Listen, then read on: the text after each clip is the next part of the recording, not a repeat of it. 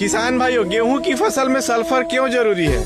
किसान भाइयों, गेहूं की फसल में सल्फर इसलिए जरूरी होता है क्योंकि पहली सिंचाई के बाद फसल पीले होने की संभावना ज्यादा होती है। इसलिए गेहूं की फसल में पहली सिंचाई के बाद अपने फसल में पहली यूरिया खाद के साथ 80% सल्फर या 90% वाला सल्फर 3 kg प्रति एकड़ के हिसाब से अपने गेहूं की फसल में जरूर डालें।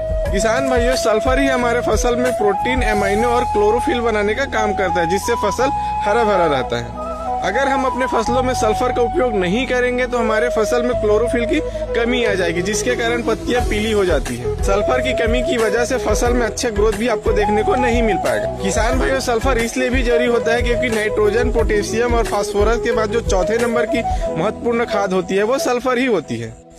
सल्फर ही हमारे फसल में क्लोरोफिल बनाने का काम करता है, जिसकी वजह से पत्तियों में पीलापन की समस्या नहीं होती। सल्फर 80% WDG या 90% सल्फर कॉन्टैक्ट फंगिसाइड और अकैरिसाइड का भी काम करता है। इसलिए किसान भाइयों अपने फसल में 3 kg प्रति एकड़ के हिसाब से सल्फर का उपयोग जरूर करें।